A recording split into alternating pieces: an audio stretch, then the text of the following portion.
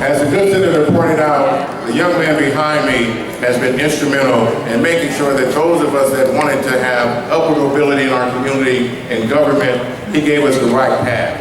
Matter of fact, he put the actual footprints and said, follow these steps exactly and you will be successful. So for the first time in the history of this caucus, we are presenting the young man behind me, Mr. Willie Pelote, with the African American Caucus Icon Award.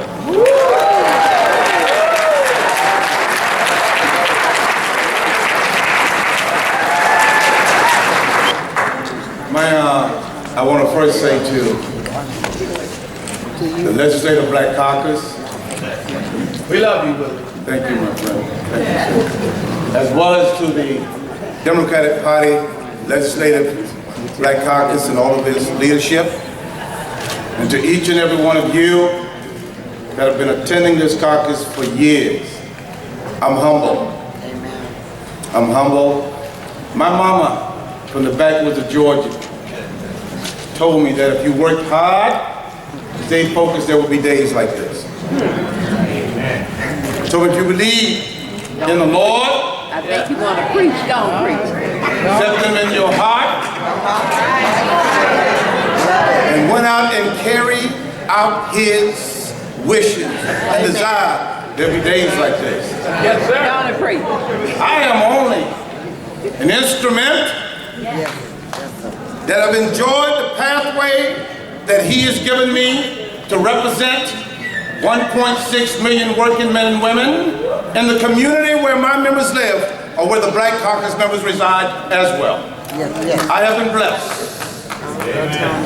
I have been blessed because of you allowing me to do the work that I do on behalf of working men and women. But let me be clear. Not only did it always start with my mama, because I lost my father when I was 8 years old in a family of 9. We already had all of us on this earth. We never saw our parents drink, smoke, and we never heard them have intimacy until someone showed up and we said, that's another brother and sister.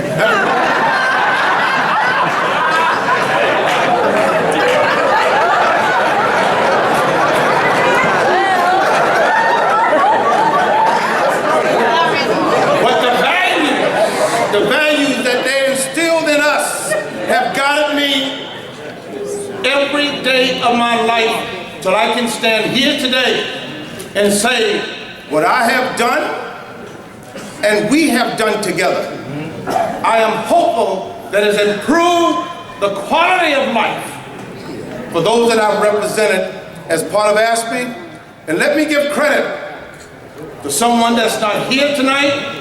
Without Willie Brown Jr., I wouldn't be standing here.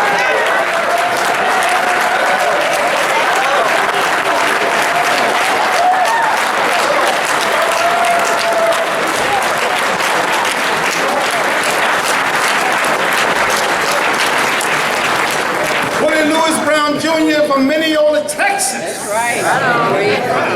Gave me an opportunity, and before Willie, it was Mervyn Donnelly. As an intern. And when Mervyn lost to Mike Curb, a record producer, Willie Brown said, come and work for me in the sergeant's office. And once I got my degree, he said, I'm gonna give you real power in the majority services so you can carry on the policy of the Democratic Party in the state of California. I give him credit, and then he married my wife and I.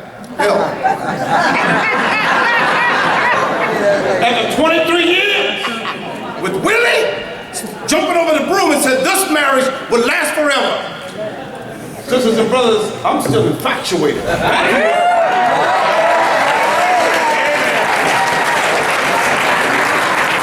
Let me end with this, Black Caucus members. You have leadership in the state legislature. Hear me clearly. I'm not in any way criticizing what you're doing. But we gotta step it up and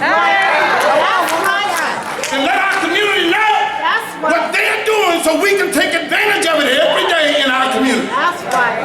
Say it. We gotta step it up That's right. One more time. and recognize the fact that if our members don't know that preschool is going to go through the legislature, our children will never get advantage of it if you don't step up and be a vehicle and start talking about it in your community. Tell your ministers that they're anointed by God. He gave them the right to step out in the community and talk about what is righteously in our needs and not stay inside of buildings and wish that would happen somehow. Let them know. If you want K-12 to be better, step up and criticize the school system if they're not doing the job of the community. Step out. I'm gonna have some alcohol tonight.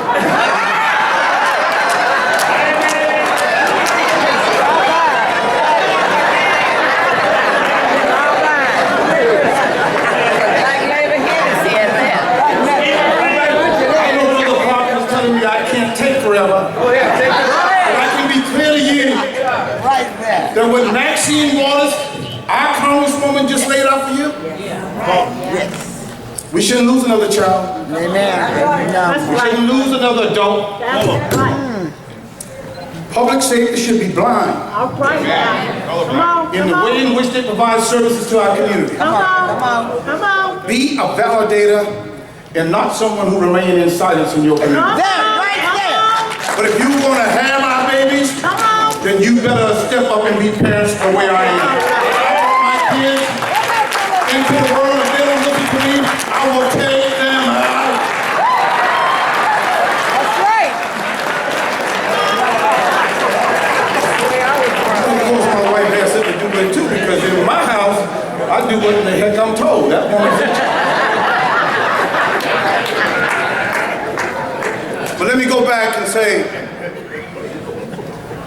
what an opportunity for us now, because we have Democratic leaders with a governor that are working on the systemic problems in our community. But you have to be validators. You have to talk to your uncles and your aunts, your sisters and your brothers, your nieces and your nephews. You have to take back and talk about the things that matters to us in your communities, and then you have to start standing up and doing something about it. And if you haven't read Common Cause, read it. In the schools in Massachusetts against the school committees, our parents in Roxbury didn't step back, they stepped forward and they made sure that every child in the black community got the best education so they could go on to be the greatness that they deserve. And that's what we are about. Step out and do it. When I retire, not gonna see any of y'all again. No, that's good. I have enjoyed my 36 years. I've enjoyed it. But at the age of 66, I want young people to step on my shoulders because I've been on shoulders. And I want to introduce you to the person who will take over after me. Sisters and brothers, please give a warm welcome to Brian Allison.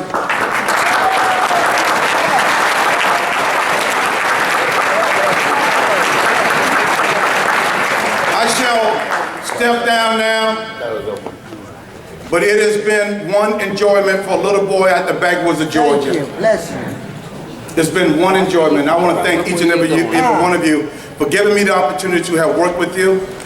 But go home. What you've learned here, what you've heard, make sure you know what your city council is doing every time they meet. Come on now, all of Your us. board of supervisors doing every time they meet.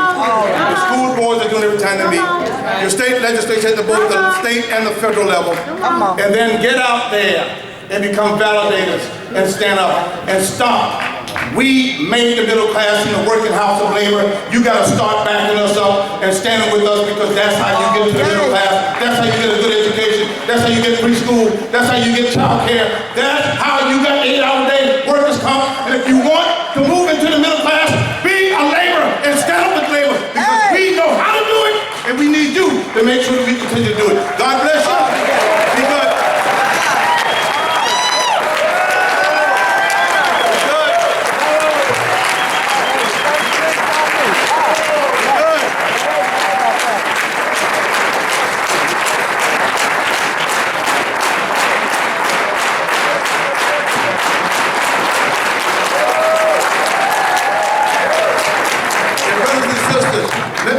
if she's sitting here, Tony Atkins, the Speaker of the California State Assembly, not only she's dynamic, but when you talk about affordable housing, you talk about veterans, you talking about making sure the preschool education, all this stuff is in place, y'all better get to know Tony because she's on a roll and this caucus is rolling with her and it's going to make a difference from Autumn Burke to Dr. Weber to John Sawyer, right on down the line. Cooper, and Cooper's from law enforcement. He gets it. Speaker Tony Atkins.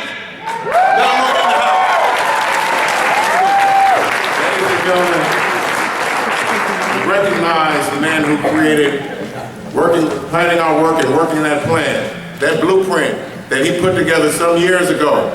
The results of that are sitting in this room today, and as you see, we don't have a seat in the room that's available. It was from the hard work of this young man that we created that. And with that, I'd like to take the lapel pin from my head. There we go.